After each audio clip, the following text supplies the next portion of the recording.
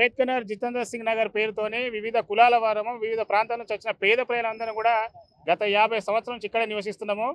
మాకు 2012లో కేంద్ర ప్రభుత్వం అప్పటి కేంద్ర ప్రభుత్వము రాజీవ్ ఆవాస్ యోజన పథకం కింద సర్వే చేసింది మున్సిపాలిటీ నుంచి.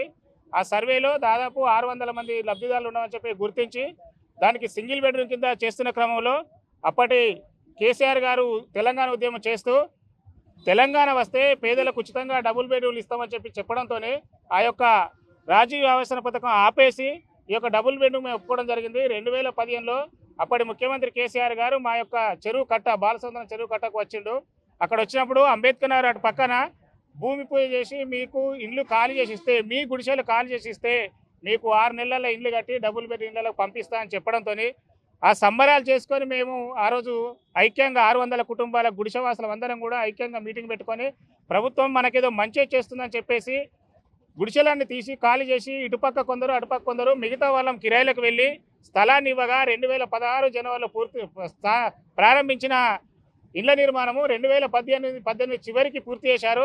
2019లో మా అందరికీ డబుల్ బెడ్రూమ్లు ఇస్తామని చెప్పి 5 సంవత్సరాలు తాత్సరం చేసి నిర్లక్ష్యం చేసి చివరికి మాకు ఇవ్వకుండా పోయిన ఆ గవర్నమెంట్ ఇప్పుడు వచ్చిన గవర్నమెంట్ కూడా ఏమంటుందంటే వచ్చిన తెల్లారే మీకు ఇస్తాము, గవర్నమెంట్ వచ్చిన వారంలో ఇస్తాము, నెలలో ఇస్తామన్నారు. మొన్న పోయి అడిగితే కూడా ఎంపీ ఎలక్షన్లో తెల్లారే ఇస్తామన్నారు.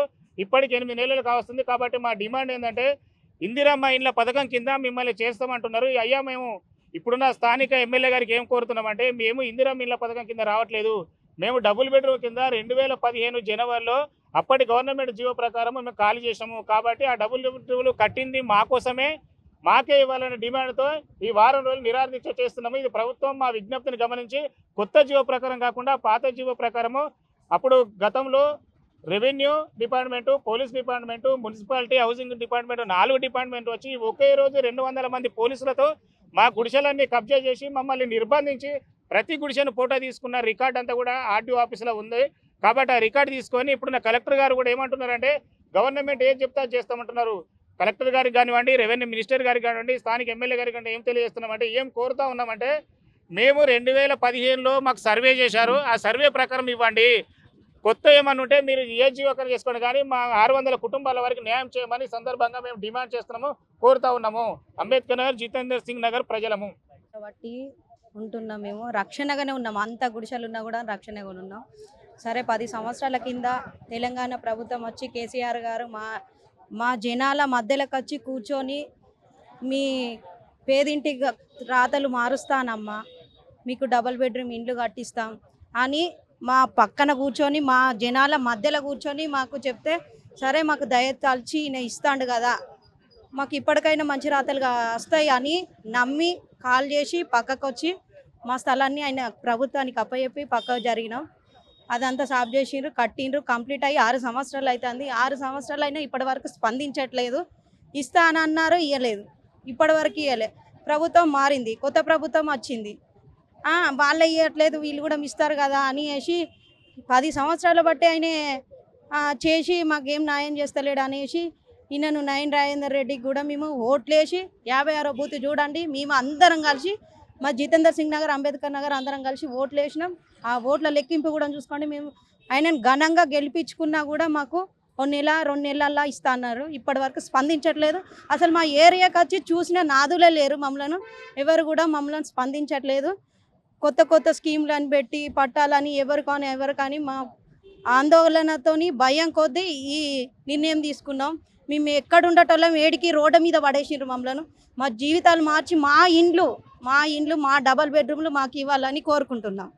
50 సంవత్సరాల సంధి మేము ఇక్కడనే ఉంటున్నాము. గత ప్రభుత్వం ఉన్నప్పుడు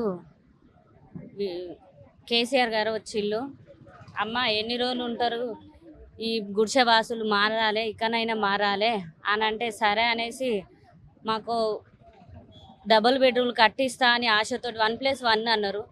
ఇప్పుడు 4 అంతస్తులు కట్టించిళ్ళు. సరే అవి కట్టించినా సరే సదురుదిద్దుకుంటాం.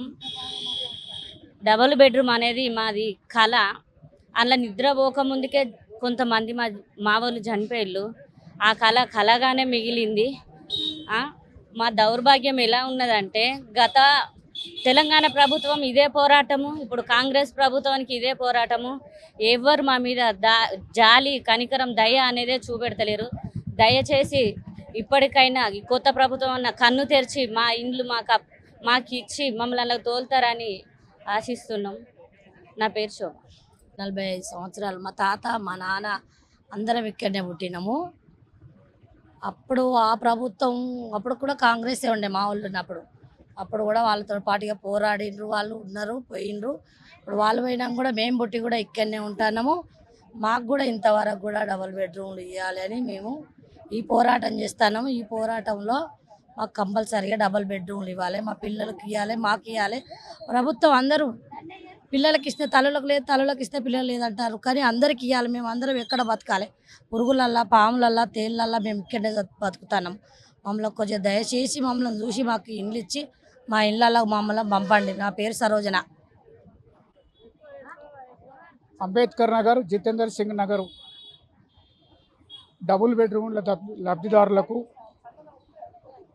వారి గతంలో 50 సంవత్సరాలు నిర్మిస్తున్నటువంటి ఈ స్థలంలో ప్రభుత్వమే ఇల్లు నిర్మించి అందజేస్తామని నాటి ముఖ్యమంత్రి చంద్రశేఖరరావు గారు వారి గుడిసెను ఖాళీ చేయించి డబుల్ బెడ్రూమ్ను అందజేద్దామని చెప్పడం జరిగింది. దాంతో ముఖ్యమంత్రి గారి మాటలు నమ్మి ప్రభుత్వానికి ఆ భూమిని స్వాధీనం చేశారు. ప్రభుత్వం కూడా నిర్మాణం చేసింది.